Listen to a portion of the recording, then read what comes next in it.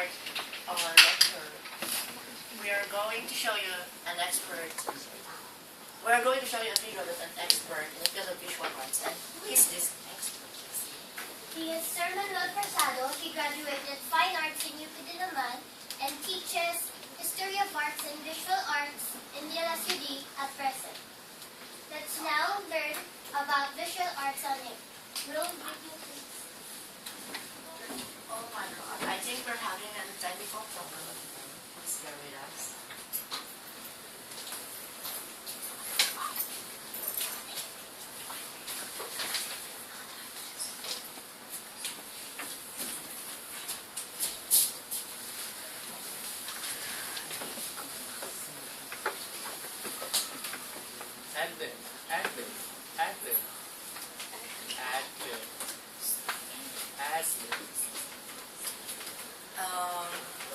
So before we're going to show you the visual.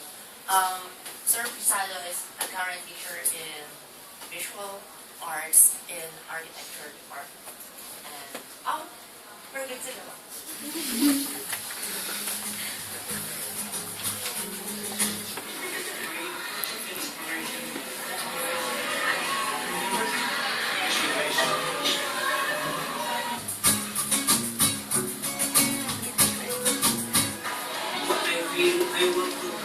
I want to let my students feel also we have the same emotion and artists.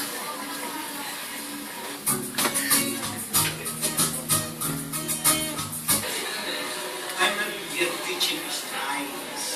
I'm just giving the knowledge and information and the concept, principles, and what about the styles which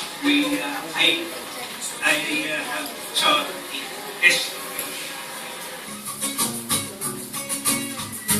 I introduced here in the Philippines the community art development. One of my first projects here, way back in 1972, is the mural making of the school children in Metro Manila, and we extended it throughout the Philippines from art to rock. Okay, another one is democratization of arts here in the country.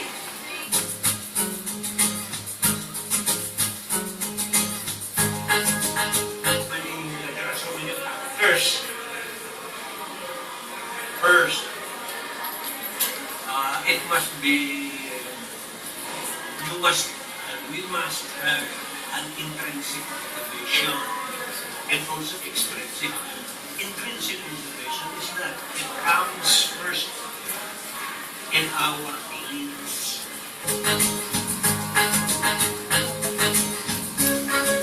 From the interview, we also found that through enjoyment, we learn.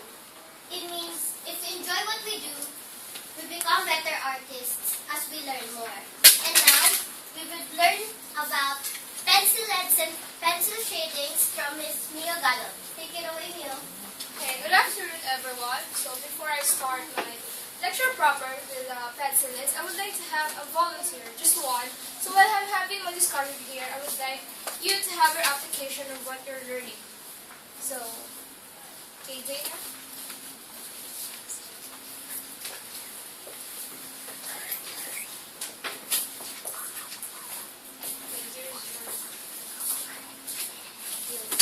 Okay. So, next slide. Before we start our drawing session, I would like to have a short introduction about the differences of pencils. Okay. Okay, so as you can see, there's B, F, and H. These letters signifies the different kinds of pencils we are using to create our traditional art.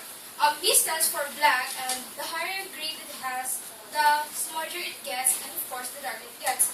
And F stands for fine point, of course, and H stands for the word hard, and the higher grade it has, the harder the lead it gets, and of course, the lighter it is in the paper. So now let's proceed with the 4 types of shading.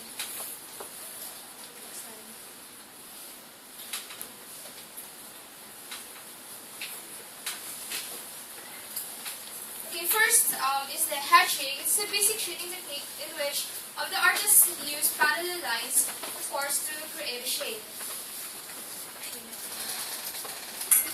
And of course, the second one is the cross hatching, in which it is similar to hatching, but only the difference is they use intersecting lines, and of course, the smaller the space it gets, the darker the shade it has.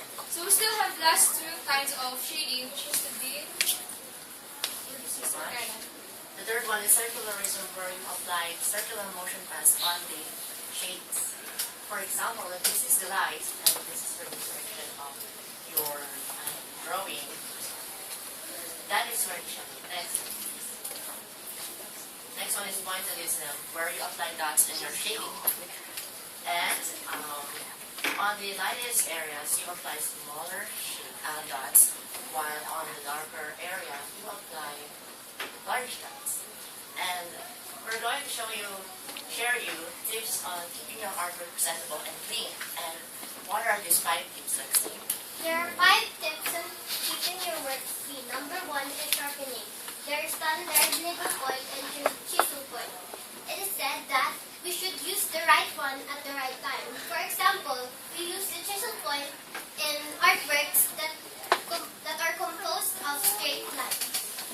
Next, second, less smudge. Who wants an artwork with smudges? We should be careful on moving our hands around the artwork so we will avoid smudges. Third, quick strokes, especially on straight lines. If you use quick strokes in our drawings, we would avoid shaking. 4. Use grid lines to avoid erasures. It will also help us to create a copy of an image easily. And last one, study your ideas before drawing. If you know what output you would want, you would avoid erasures and changing of concepts. Okay, before we end our training for this, I'm going to maybe call on our volunteer to show her work in the front. Thank you so much. And as you can see, she was able to apply the hatching technique that was shown in our lecture this afternoon. So thank you so much. And we hope you learned a lot, even if there are some, something went wrong. Thank you. Alright, good. Yes.